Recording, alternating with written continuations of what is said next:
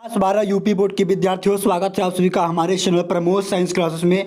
Student class 12 के जितने विद्यार्थी 18 फरवरी को साहित्यिक हिंदी का पेपर देने वाले हैं, प्यारे बच्चों, उनके लिए हम एक बहुत ही इंपॉर्टेंट वायरल पेपर लेकर आए हुए हैं। मेरे प्यारे बच्चों, यदि आप इस वीडियो को शुरू से अंत तक देते हैं तो मैं इस बात की गारंटी करता हूँ कि आप साहित्यिक हिंदी में बहुत ही अच्छा नंबर लेकर आएंगे। मेरे प्यारे बच्चों, यहाँ पर देख सकते हैं कि जो पेपर कोड है यहाँ पर वो 300 MW है। मेरे प्यारे बच्चों, सेम यही पेपर आप सभी के बोर्ड एग्जाम में 18 फरवरी को देखने को मिलेगा। तो मेरे प्यारे बच्चों, वीडियो को थोड़ा भी स्किप ना कीजिएगा। इस पूरे पेपर का सोल्यूशन हम इस वीडियो में करने वाले हैं, ठीक है। तो यहाँ पर देख सकते हैं साहित्यिक हिंदी का पेपर है 2 की मेरे प्यारे बच्चों 2026 का है। और यहाँ पर प्यारे बच्चों आप सभी को अपना नाम और क्रमांक और यहाँ पर आप सभी को अपना नाम दर्ज करना होगा, ठीक है। मेरे प्यारे बच्चों, आप सभी का जो पूर्णांक होगा आप सभी के बोर्ड एग्जाम में वो 100 नंबर का होगा। और आप सभी को जो समय मिलेगा वो 3 घंटे 15 मिनट मिलेगा, ठीक है। यहाँ पर देखिए निर्देश क्या कह रहा है कि प्रारंभ के 15 मिनट परीक्षार्थियों को प्रश्न पत्र पढ़ने के लिए निर्धारित है, ठीक है। दूसरा निर्देश करा है कि इस प्रश्न पत्र में 2 खंड है, दोनों खंडों के सभी प्रश्नों का उत्तर देना आवश्यक है। मेरे प्यारे बच्चों, पूरे पेपर का सलूशन हम इस वीडियो में करने वाले हैं। यहाँ पर देखिए सबसे पहले आप सभी का खंड क स्टार्ट होता है। खंड क में यहाँ पर आप सभी का पहला क्वेश्चन कर रहा है कि शेखर एक जीवनी कृति के रचनाकार हैं। ऑप्शन पहला है धर्मवीर भारती, दूसरा है अज्ञे, तीसरा है हरिवंश राय बच्चन और चौथा है यहाँ पर जयप्रकाश भारती। तो मेरे प्यारे बच्चों, शेखर एक जीवनी के जो लेखक हैं वो है मेरे प्यारे बच्चों अज्ञे जी, यानी सच्चिदानंद हीरानंद वात्स्यायन अज्ञे जी हैं। तो इसका जो राइट आंसर है ऑप्शन नंबर 2 यहाँ पर क्या है, राइट आंसर है। अगला यहाँ पर क्वेश्चन है प्यारे बच्चों कि अथातो धुमक्कर जिज्ञासा के लेखक कौन है। ऑप्शन ए है मोहन राकेश, दूसरा है यहाँ पर अज्ञे, तीसरा है राहुल सांकृत्यायन और चौथा है धर्मवीर भारती। तो मेरे प्यारे बच्चों, अथातो धुमक्कर जिज्ञासा का जो लेखक है वो राहुल सांकृत्यायन जी है। तो यहाँ पर प्यारे बच्चों तीसरा ऑप्शन क्या है, राइट आंसर है। अगला यहाँ पर तीसरा क्वेश्चन करा है प्यारे बच्चों कि आखिरी चट्टान के लेखक है। तो मेरे प्यारे बच्चों, जो आखिरी चट्टान के लेखक हैं वो मोहन राकेश जी हैं। कौन है, मोहन राकेश जी हैं। यहाँ पर जो है चौथा ऑप्शन क्या है, यहाँ पर राइट आंसर है, ठीक है। अगला यहाँ पर चौथा क्वेश्चन करा है प्यारे बच्चों कि प्रोफेसर जी सुंदर रेड्डी, यानी सॉरी यहाँ पर करा है कि खड़ी बोली का प्रथम रचना कौन सा है। ऑप्शन पहला है कृष्णावतार स्वरूप का निर्णय, दूसरा है गोरा बादल की कथा, तीसरा है वर्ण रत्नाकर और चौथा है भाषा योग वशिष्ठ। तो मेरे प्यारे बच्चों, खड़ी बोली की जो प्रथम रचना है वो गोरा बादल की कथा है और इसके जो लेखक हैं प्यारे बच्चों वो है जटमल। कौन है, जटमल जी हैं। तो आपको इस तरीके से प्यारे बच्चों सभी क्वेश्चन को तैयार करके जाना है। ये सारे क्वेश्चन आप सभी के बोर्ड एग्जाम के लिए मेरे प्यारे बच्चों बहुत इंपॉर्टेंट होने वाला है, ठीक है। अगला यहाँ पर प्यारे बच्चों पांचवा वाला क्वेश्चन करा है कि राजा भोज का सपना के लेखक हैं। पहला है शिव प्रसाद सितारेहीन, दूसरा है किशोरीलाल गोस्वामी, तीसरा है इंसा अल्लाह खां और चौथा है राधा चरण गोस्वामी। तो मेरे प्यारे बच्चों, राजा भोज के सपना के जो लेखक है वो राजा शिव प्रसाद सितारेहीन है। तो यहाँ पर पहला ऑप्शन क्या है, ईश्वर राइट आंसर है, ठीक है। मेरे प्यारे बच्चों, चैनल को सब्सक्राइब करना ना भूलेगा। इसी तरीके से हम सभी विषयों के मॉडल पेपर इस चैनल पर सोल्यूशन कराने वाले हैं, ठीक है। यहाँ पर छठवां क्वेश्चन करा है कि प्रिय प्रवास महाकाव्य किस भाषा में लिखा गया है। तो मेरे प्यारे बच्चों, प्रिय प्रवास जो है वो प्यारे बच्चों खड़ी बोली में लिखा गया है। आप सभी से कभी क्वेश्चन पूछाता है कि खड़ी बोली का प्रथम महाकाव्य कौन है, तो प्रिय प्रवास है। और प्रिय प्रवास के जो लेखक हैं प्यारे बच्चों आप सभी के कौन है, हरियोध जी हैं। कौन है, हरियोध जी हैं। मेरे प्यारे बच्चों, इन सारे क्वेश्चन को आपको तैयार करके अपने बोर्ड एग्जाम में जरूर जाना है। अगला यहाँ पर क्वेश्चन है प्यारे बच्चों सातवां वाला कि एक भारतीय आत्मा कहे जाते हैं। तो मेरे प्यारे बच्चों, सूर्यकांत त्रिपाठी को एक भारतीय आत्मा कहा जाता है। तो इसका जो राइट आंसर है प्यारे बच्चों ऑप्शन नंबर दूसरा यहाँ पर क्या है, राइट आंसर है। अगला यहाँ पर आठवां क्वेश्चन करा है कि प्रगतिवाद के प्रमुख कवि कौन हैं। तो मेरे प्यारे बच्चों, गिरिजा कुमार माथुर जो है ये प्रगतिवादियों के जो है प्रमुख कवि माने जाते हैं। तो यहाँ पर ऑप्शन नंबर दूसरा यहाँ पर क्या है, राइट आंसर है।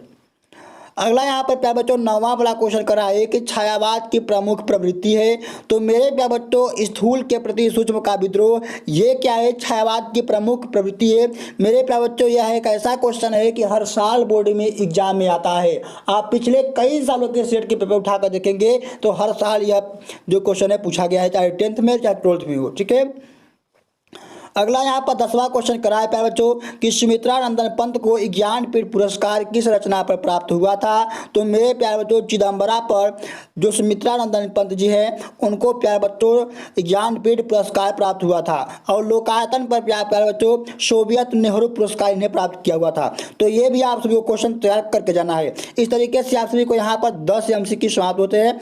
अब आपका क्वेश्चन आता है अगला गद्यांश पर आधारित। ठीक है, तो यहाँ पर आप सभी के पास एक गद्यांश दिया गया है प्यारे बच्चों, करा है कि निम्नलिखित गद्यांश पर आधारित प्रश्नों के उत्तर दीजिए। तो यहाँ पर आप सभी के पास एक गद्यांश दिया गया है और इसमें 5 क्वेश्चन यहाँ पर देखिए दिया गया है। ठीक है, तो आपको क्या करना होगा, सबसे पहले जब आप सभी के बोर्ड एग्जाम में गद्यांश पर आइए जब हल करने के लिए, तो आपको जल्द से एक बार इस गद्यांश को पढ़ना होगा। ठीक है, देखिए लिखा है कि धरती माता के कोख में जो अमूल्य निधियाँ भरी हैं जिनके कारण वह वसुंधरा कहलाती हैं, उससे कौन न परिचित होना चाहेगा।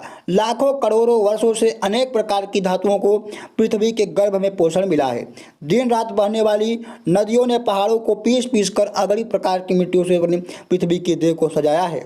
हमारे भावी आर्थिक अभ्युदय के लिए इनकी सबकी जांच पड़ताल अत्यंत आवश्यक है। ठीक है, आगे यहाँ है प्यारे बच्चों कि पृथ्वी के गोद में जन्म लेने वाले जड़ पत्थर कुशल शिल्पियों से सवारे जाने पर अत्यंत सौंदर्य के प्रतीक बन जाते हैं।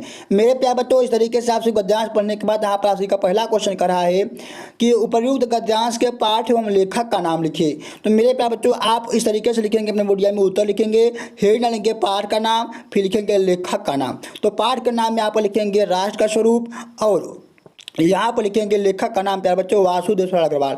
इस तरीके से प्यारे बच्चों यदि आप अपने बोर्ड एग्जाम में लिखते हैं तो आपको प्यारे बच्चों 100% मैं गारंटी देता हूँ कि आपको गद्यांश में जो 10 नंबर का आता है पूरा आप सभी को यहाँ पर नंबर मिलेगा। ठीक है, अगला यहाँ पर प्यारे बच्चों को अगला क्वेश्चन करा है कि रेखांकित अंश की व्याख्या है। तो आपके गद्यांश में कहीं पर भी रेखांकित अंश दिया जाएगा तो उसको आपको इस तरीके से क्या करना होगा, उसका व्याख्या करना होगा। तो सबसे पहले आप सब यहाँ पर उत्तर हेड डालेंगे और यहाँ पर हेड डालेंगे रेखांकित अंश की व्याख्या। हेडिंग डालने के बाद प्यारे बच्चों आप लिखेंगे कि विद्वान लेखक ने कहा है, या फिर आप कहेंगे कि वासुदेव अग्रवाल जी ने कहा है कि धरती माता की कोख में अमूल्य रत्न भरे पड़े हैं। इन्हीं स्रोतों के कारण पृथ्वी का नाम वसुंधरा यानी वस्तुओं को धारण करने वाली भी है। ठीक है, बहुमूल्य रत्न धातुएं व खनिज पदार्थ, अन्य फल जल और इसी प्रकार के असंख्य अनमोल वस्तुओं जिन्हें भूमि अपने आंचल में छिपाए रहती है, इससे हमारा प्रगाढ़ परिचय होना चाहिए। इससे हमको हमारा प्रगाढ़ परिचय होना चाहिए। ठीक है, इसी तरीके से प्यारे बच्चों यहाँ पर तीसरा क्वेश्चन कर रहा है कि दिन रात बहने वाली नदियों ने किस प्रकार की पृथ्वी के देहों को सजाया है। तो मेरे प्यारे बच्चों यहाँ पर इसका उत्तर लिखेंगे कि दिन रात बहने वाली नदियों ने पहाड़ों को पीस पीस कर अगणित प्रकार की मिट्टियों से पृथ्वी की देह को सजाया है।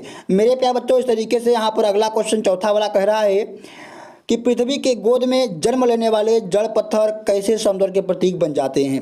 इस तरीके से प्यारे बच्चों यहाँ पर अगला क्वेश्चन यहाँ पर इसका आंसर लिखेंगे कि पृथ्वी की गोद में जन्म लेने वाले जड़ पत्थर कुशल शिल्पियों के सवारे जाने पर अत्यंत सौंदर्य के प्रतीक बन जाते हैं। ठीक है, देखिए आप सभी को क्या करना होगा, जितना मैं यहाँ पर लिखा हूँ उसे उतना ही आप सभी को उत्तर लिखना होगा, इससे ज़्यादा ऐसे कम नहीं लिखना होगा। ठीक है, पांचवा क्वेश्चन है प्यारे बच्चों के लेखक ने हमें किनके योगदान के बारे में बताते हुए उनसे परिचित होने की प्रेरणा दी है। तो आप इसका उत्तर लिखेंगे कि लेखक ने हमें छोटे छोटे पत्थरों के योगदान के बारे में बताते हुए उन अमूल्य निधियों से परिचित होने के लिए बात कही है।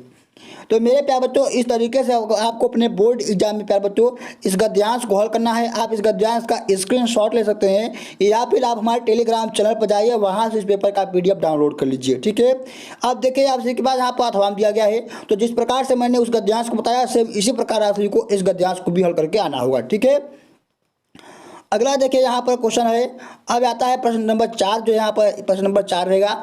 4 वाला कहा है कि दिए गए गद्यांश को पढ़कर यानी पद्यांश को पढ़कर उस पर आधारित प्रश्नों के उत्तर दीजिए। देखिए यहाँ पर है, कराय की बीती विभावरी जागरी, अंबर पनघट में डूबो रही, तारा घट उषा नागरी, खग कुलकुल सा बोल रहा, किसले अंचल का डोल रहा। अगला यहाँ पर है आगे कि यह लतिका तो भर लाई, मधुमुकुल नवस गागरी, अचरों में रस मंद अमंद पिए और अलकों में मलजय बंद किए। तू अब तक सोई आली आंखों में भरे बिहागरी। मेरे प्यारे बच्चों, इस तरीके से आप सभी कुछ गद्यांश को पढ़ने के बाद आप सभी को इसका आंसर का क्वेश्चन का आंसर देना होगा। जैसे यहाँ पर देखिए, सबसे पहला क्वेश्चन पूछा जाएगा आपका कि उपरोक्त पद्यांश के शीर्षक यानी पाठ का नाम और कवि का नाम लिखिए। तो आप शीर्षक का नाम लिखेंगे प्यारे बच्चों, ये गीत है, ठीक है, ये गीत से लिया गया है और कवि इसके जो है वो जयशंकर प्रसाद जी हैं। इस तरीके से आप सभी को इसका आंसर लिख कर आना होगा।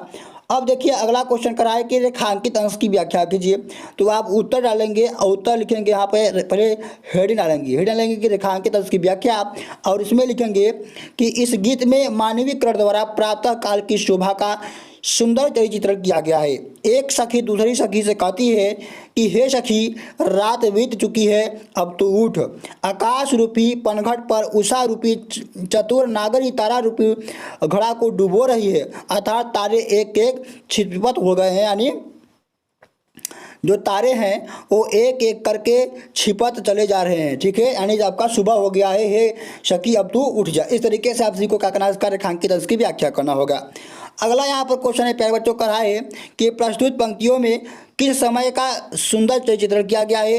तो उत्तर लिखेंगे यहाँ पर कि प्रस्तुत पंक्तियों में प्रातः काल की शोभा का सुंदर वर्णन किया गया है, ठीक है। इस तरीके से आप सभी को इसका आंसर देना होगा। अब देखिए चौथा वाला क्वेश्चन करा है कि कौन आकाश रूपी पनघट पर तारा रूपी घड़ों को डुबो रही है।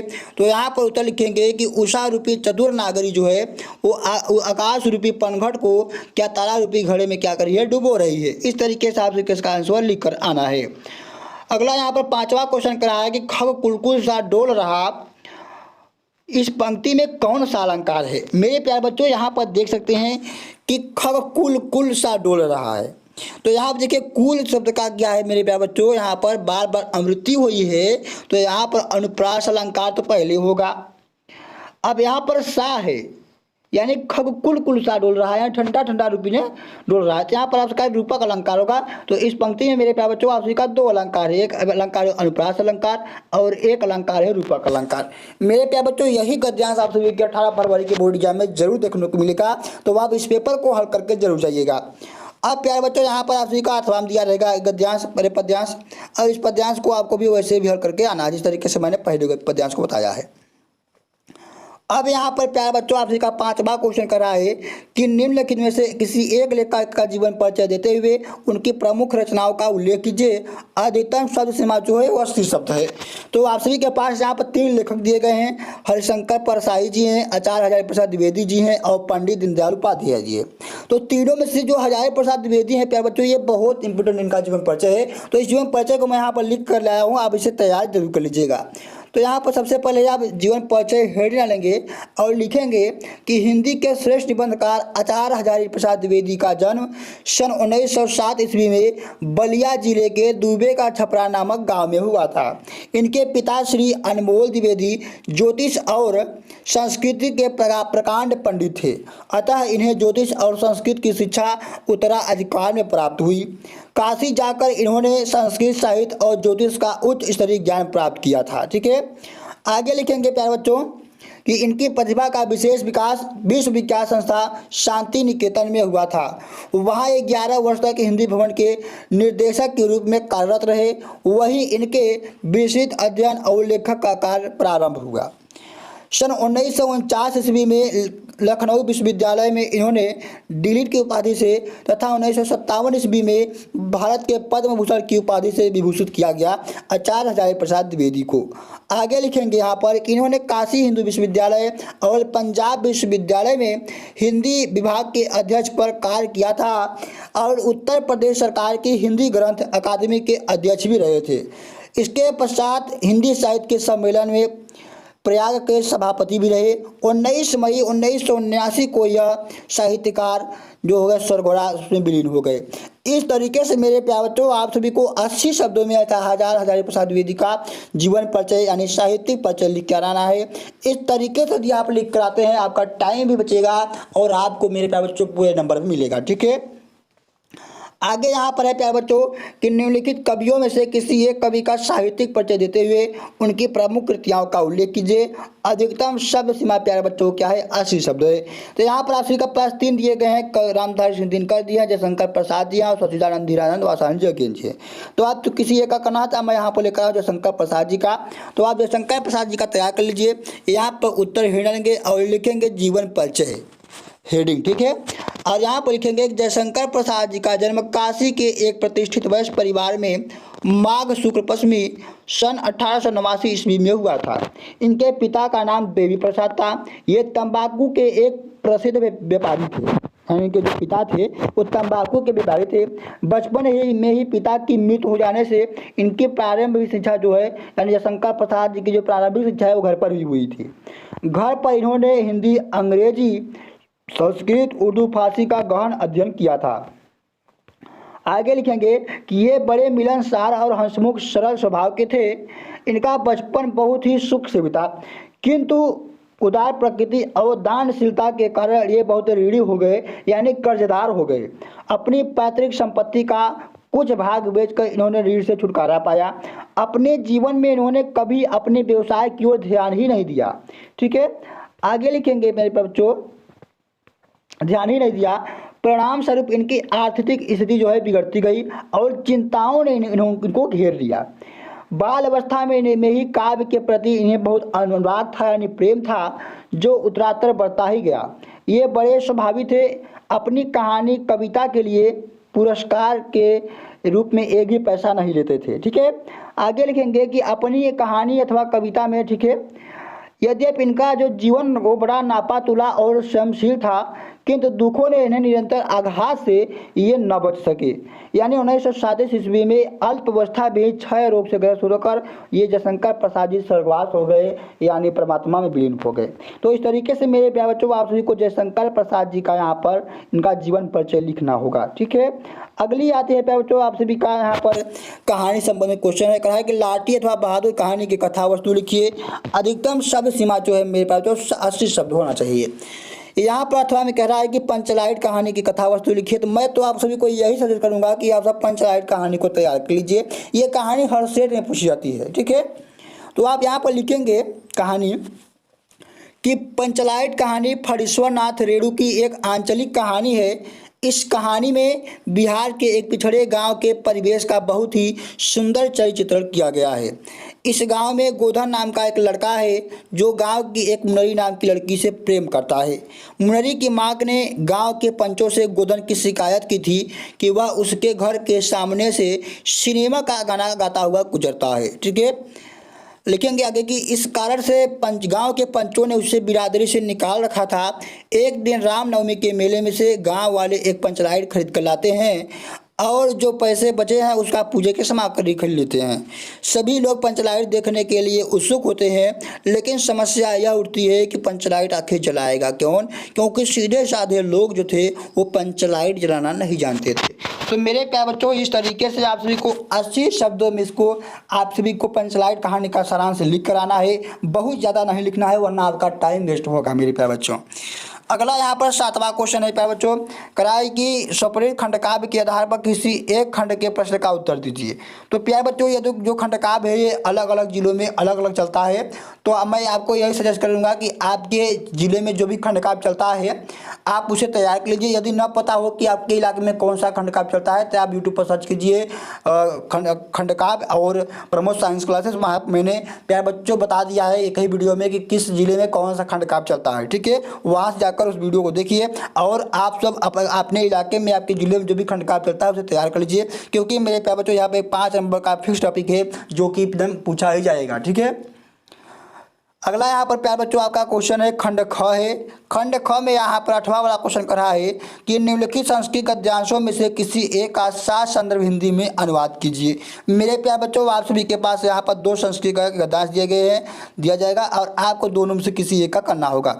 तो देखिए सबसे पहले आप सभी को इसका हिंदी में यानी संदर्भ लिखना होगा और इसका हिंदी में अनुवाद करना होगा। तो इसका आंसर कैसे लिखेंगे, सबसे पहले आप लिखेंगे देखिए संदर्भ कैसे लिखेंगे कि प्रस्तुत गद्यांश संस्कृत खंड में संकलित संस्कृत भाषा या महत्वपूर्ण पाठ से लिया गया है। ठीक है, इसके कोई लेखक वोखक नहीं होते हैं, तो आपको सिर्फ इतने पे छोड़ देना है। अब इसका हिंदी में अनुवाद करना है, तो आप इसका हिंदी में अनुवाद कर लीजिए। यदि आपको प्रॉब्लम होती है संस्कृत में अनुवाद करने के लिए, तो उसका भी वीडियो मैंने बना दिया है, अभी हाल ही में मैंने भेजा यूट्यूब पर, तो वहाँ जाइए। और मैंने एक ही वीडियो में ऐसा ट्रिक बताया है कि आप यदि संस्कृत आपको नहीं आती है तो आप इसका हिंदी में अनुवाद बहुत ही आसानी तरीके से कर ले जाएंगे। तो आप यहाँ पर उत्तर लिखेंगे कि संस्कृत का साहित्य रसपूर्ण है और उसका व्याकरण अत्यंत सुनिश्चित और व्यवस्थित है। उसकी गद्य और पद्य दोनों रचनाओं में ललित भाव को समझाने की अद्वितीय क्षमता तथा श्रवण माधुर्य विद्यमान है। ठीक है, आगे लिखेंगे कि अधिक क्या कहा जाए, चरित्र के निर्माण के लिए जैसी उत्तम प्रेरणा संस्कृत साहित्य देता है वैसी किसी अन्य साहित्य में नहीं मिलती है। मूलभूत मानवीय गुणों जैसा विवेचन संस्कृत साहित्य में मिलता है। आगे लिखेंगे कि वैसा अत्यंत कहीं नहीं मिलता है। दया, दान, पवित्रता, उदारता, ईर्ष्या रहित भाव, क्षमा आदि के अनेक गुण इस साहित्य के अध्ययन से उत्पन्न होते हैं। तो इस तरीके से आप सभी को दोनों में से किसी एक का करना होगा। अगला यहाँ पर क्वेश्चन है ख वाला, कराए कि किसी एक का संस्कृत श्लोक में से किसी एक का ससंध हिंदी में अनुवाद कीजिए। तो आप सभी के पास यहाँ पर 2 श्लोक दिए गए हैं, दोनों में से किसी एक का आप सभी को संदर्भ लिखना है और उसी का क्या करना है, आप सभी को हिंदी में अनुवाद करना होगा। जैसे यहाँ पर उदेत सविता ताम्र अस्ताम अस्तमेत च संपत्तौ च विपत्तौ च महताम एक रूपता। तो यहाँ पर इसका जो आप लिखेंगे संदर्भ, तो ये पाठ का नाम इसके बताओ, तो मैं ये सुभाषित रत्नांत से लिया गया है। कहाँ से लिया गया है? सुभाषित रत्नांत पाठ से लिया गया है। आप इसका संदर्भ लिखेंगे कि प्रस्तुत संस्कृत श्लोक हमारी पाठ्यपुस्तक हिंदी के संस्कृत खंड में संकलित सुभाषित रत्नांत पाठ से लिया गया है। इस तरीके संदर्भ लिखने के बाद आप इसका हिंदी में अनुवाद करेंगे कि उदित माने उदित होने समय, सविता माने सूर्य, ताम्र अस्ताम माने लाल होता है, अस्तमेत माने अस्त होने के समय, च माने और, संपत्तव माने सुख में, च माने और, विपत्तव माने दुख में, महताम एक रूपता माने महान लोग एक रूप होते हैं। तो आप लिखेंगे इसका हिंदी में अनुवाद कि सूर्य उदित होने के समय लाल होता है और अस्त होने के समय भी लाल होता है। सेम इसी प्रकार महान लोग भी दुख और सुख में एक ही रूप होते हैं, यानी एक ही जैसे होते हैं। तो इस तरीके से लिखने के बाद आपका यहाँ पर 9वां क्वेश्चन कर रहा है कि निम्नलिखित प्रश्नों में किसी 2 प्रश्नों के संस्कृत में उत्तर दीजिए। तो प्यारे बच्चों, आप सभी के पास यहाँ पर देखिए 4 क्वेश्चन दिया गया है संस्कृत पर। ठीक है, तो आपको दोनों में से यानी चारों में से किसी 2 का आप सभी को संस्कृत में ही उत्तर देना है, तो आप इसे तैयार जरूर कर लीजिएगा। अब यहाँ आता है प्यारे बच्चों 10वां क्वेश्चन कर रहा है कि ये देखिए 10वां क्वेश्चन जो है वो रसथन अलंकार से संबंधित है। तो मेरे प्यारे बच्चों मैंने रसथन अलंकार पर भी एक वीडियो बनाया है।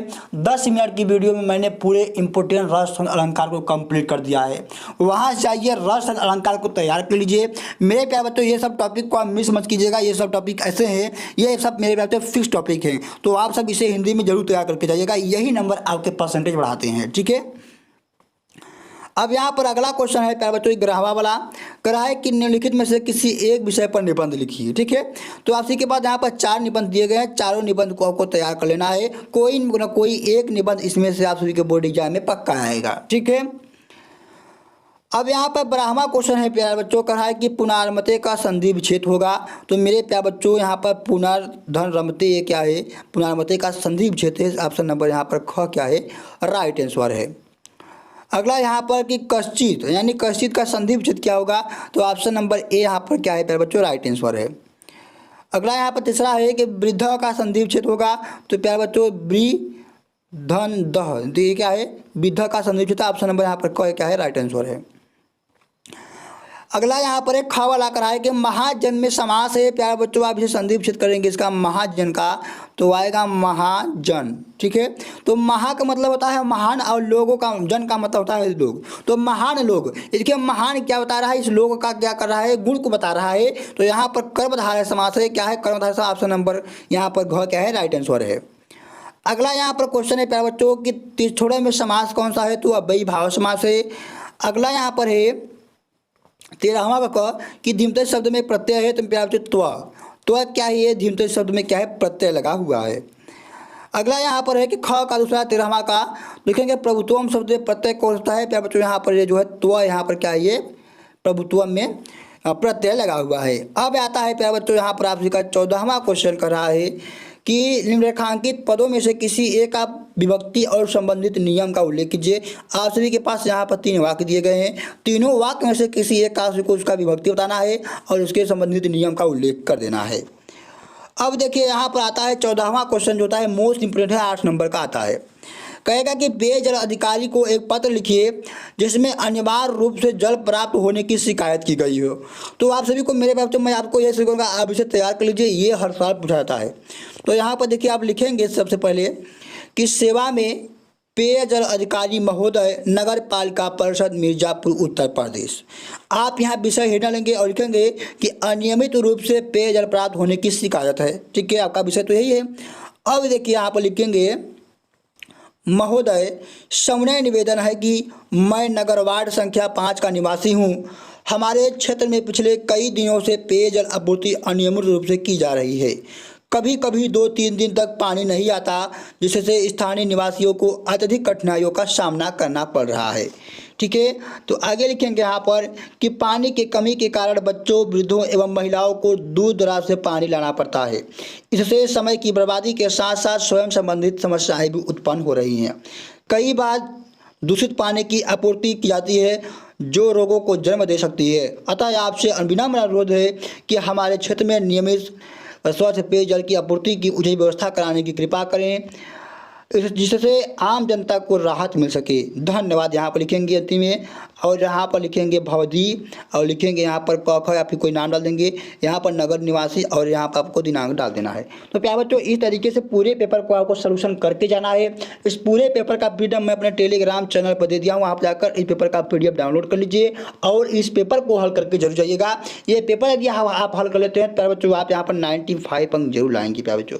तो प्यारे बच्चों, इसी तरीके से आप सभी को सभी विषयों का मॉडल पेपर का वीडियो पाने के लिए हमारे चैनल को सब्सक्राइब करके रखिएगा। बोर्ड एग्जाम तक यह चैनल आपका बहुत हेल्प करेगा। तो धन्यवाद मेरे पास बच्चों, मिलता हूं अगली वीडियो में एक नए टॉपिक के साथ। जय हिंद।